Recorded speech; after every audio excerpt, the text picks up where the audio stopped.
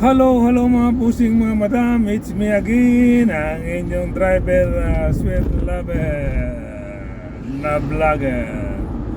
Good day sa buong mundo. Magandang umaga dyan sa Luzon, Visayas, Mindanao, Philippines. Kumusta mus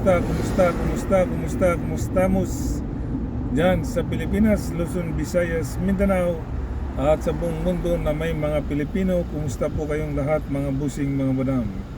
Sa akong mga igso na mga Bisaya sa Mindanao ug sa Visayas province, kumusta mo tanan din na ug untana na mo sa maayong kahimtang mga kababayan na ako na mga Bisaya sa Visayas at Mindanao.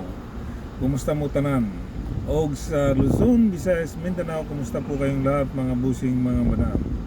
Ito na naman po ako, ang inyong vlogger na sweet lover driver na si Eddie Makasilang. Please, muli po akong makikiusap at please dalawin ninyo ang aking YouTube channel, Eddie Makasilang, at please mag-subscribe po kayo doon at pakiclick ang notification at pag nakita niyo yung all, tuldukan nyo lang yan po mga busing mga madam, at nang makita niyo po lahat ng in-upload ko sa aking YouTube channel, Eddie Makasilang. Okay mga busing mga madam, at sa aking FB, patuloy akong walang sawang nagpapasalamat sa inyo mga busing mga madam, nang dahil po sa inyo ay gumanda po ang aking FB. Kaya maraming salamat sa inyong lahat. At sa mga hindi pa po nag-follow, please follow po, like and share, at mag-comment din po kayo mga busing mga madam, at babasahin ko po yan at magre-reply po naman ako mga busing mga madam. Sa akong mga igsoon, mga kababayan na akong Bisaya sa Mindanao o sa Visayas, please mag-subscribe mo sa akong YouTube channel na Eddie Makasilang. Click ang notification o makita ninyo ang all, tuldukan lang nyo na siya para makita niyo tanan ng akong mga i-upload dito para inyo, di ba? Sa daghang salamat ug i-share na lang gyapon ninyo. Ug sa akong FB, daghang kayong salamat sa inyo mga busing mga madam sa pagpano niyo sa ako. Tuloy-tuloy po ang akong pasalamat sa inyo. Daghang kayong salamat sa inyo mga busing mga madam. Ug wala pa nag-follow, please follow sa aking FB. Please like and share at mag-comment sa mo, tagbasahon ako niya mga busing mga madam. Okay? Daghang kayong salamat sa inyo ug shout out sa inyong tanan din sa Luzon, Visayas, Mindanao, Philippines. Okay, ang atong istoryahon diri, ang atong istoryahon ning kwarta na gisayang ni Cayetano, di ba? 700 million ang nalugi nung buhat nung inagaw ni Cayetano yung Senate President kay Tito Soto anong May 11 hanggang nung June 17, kasi yun na talagang formal niyang nawala na sa bilang Senate President. Actually matagal na siyang nawala, kaso lang hindi niya talaga matatanggap na mawala siya bilang Senate President, kasi nga hindi pa 13 na senador, wala pang nabuong 13 senador, kaya hindi niya matanggap yung mga busing mga madam. So ito last June 17, nag-special season nang dahil sa ating mahal na Pangulo. Pasalamatan natin si mahal na Pangulo nang dahil sa kanya, kaya natuluyan ang mawala si Alan Cayetano bilang Senate President. So alam niyo ba mga busing, buhat nung inagaw niya yung Senate President, ang nalugi sa Senado, okay? Ang naluging pira sa Senado, pira ng taong bayan, 700 million sa loob ng isang buwan. Pero yung kalaki-laki, 700 million ang nalugi sa kanya, na wala namang kakwenta-kwenta, wala siyang nagawang batas, walang naipasang batas, nakabigbig lahat yung mga batas, puro panggugulo lang ang ginawa ni Cayetano. Nang dahil sa kanya, kaya nalugi ang Senado ng 700 million. Pero mo, kulang-kulang na 1 billion na. Ganun kalaki, 700 million. Di ba? Halos mag 1 billion na sa loob ng isang buwan. Ang laki pala ng gasto ng Senado, ha? Kasi sabi ni Senator Win Gatchalian, sa isang araw pala, sa isang araw, gumagastos sila ng kulang-kulang 20 million or 25 million. Ganun kalaki, isang araw lang yun ha. Kasi nandun na lahat yung mga manpower, lahat, etc. Lahat ng gastos niya sa Senado. So ganun kalaki pala. Ha? Si 20 to 25 million araw-araw ang gastos. Oh, anong ginawa ni Cayetano? Di ba ang laki nung nawala sa kanya? 700 million. Talaga naman to siya, kaya ganun. Kaya siguro si Cayetano nagmukmuk doon sa sa kanyang kwarto at nanonood na lang ng Netflix kasi masama pa rin ang loob niya hanggang ngayon. Pero yung ginastos niya 700 million at nanggugulo lang sa nanggulo lang sa Senado.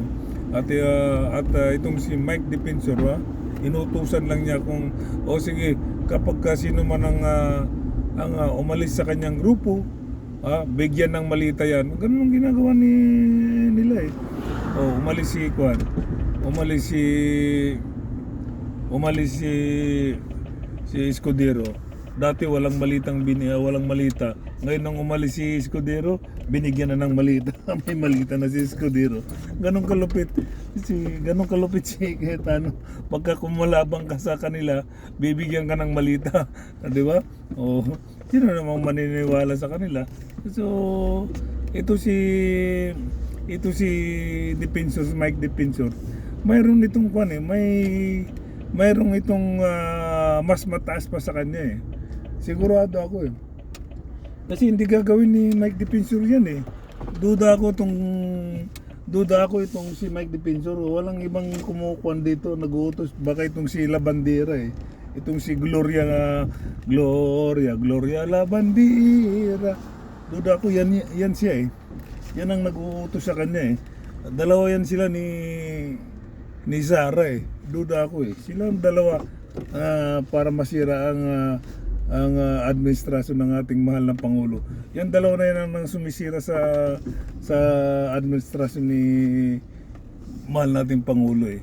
Kaya tuloy-tuloy ang paninira nila kasi malapit nang mawala yan si Inday Sara sa impeachment. At salamat tayo, tuluyan na rin nawala si Cayetano. Di ba? Di ba mga busing mga madam? Kaya dapat lang talagang nawala si Cayetano at bumalik na yung ganda ng Senado at tuloy-tuloy ng gaganda na ang Senado at tuloy-tuloy ang trabaho ng mga senador, mga busing mga madam. Okay, kape muna tayo. Di ba mga busing mga madam? So itong duda ko to eh. Itong si kasabot ni Cayetano na si Mike Defensor, mayroon pang mas mataas din sa kanya eh. Kawawa tong mga ginamit ng mga 18 kargador at may nadagdag pang apat yata na mga kargador. Kawawa ito kasi magkano man lang yung kahit nakakuha sila ng tagi-isang 5 million, okay? Magkulang pa rin yun kasi ang daming kaso nila eh. Bawat binigyan nila ng malita, bawat binigyan nila ng malita, puro nag-file ng kaso. Ilang malita yung binigay nilang mga tao, ilang tao yan. Si Kiko Pangilinan, si Senator Kiko Pangilinan, binigyan na ng malita. Sa doon sa Marawi City, si magkapatid na Tulpo, binigyan na naman daw ng malita. daming mga malita na. Di ba? Kaya wala na. Desperado na yung mga move ni Defensor. Alam ko ang mayroong mas mataas yan ni si Defensor eh. Duda ako mga busing mga madam si Gloria Labandera eh. Kasi bata ni Gloria Labandera yan eh. Si Gloria Labandera, bata yan ni Mike Defensor. Bata niya si Mike Defensor eh. Di ba? Iwan ko ba kung totoo ba yung itong si Gloria, dating presidente ito si Gloria sa Malacanang, totoo ba yung balita? Di ba na balita na nagbingbangan sila doon sa loob ng Malacanang sa opisina ni Gloria. Ewan ko kung sino, balibalita ko lang yan hindi ako nagsabi. Narinig ko lang din kung sino man yung sekretary na yon na nakipagbingbangan kay Gloria, kay Labandera. Di ba? Grabe. So duda ako eh. Di ba? Kaya ito si Mike, mayroong pang mas mataas. Dalawa ang mataas nito, si Labandera, si Gloria Labandera at saka si Sara. Kasabot yung dalawa na yan para hindi ma-impeach lang. At saka si Cayetano, di ba? O, di ba mga bossing? Kape muna tayo.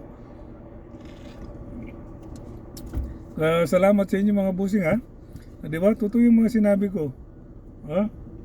Okay, hanggang dito na lang mga bossing, mga madam. Maraming salamat sa inyo. Once again po, daghang kaayong salamat sa inyo.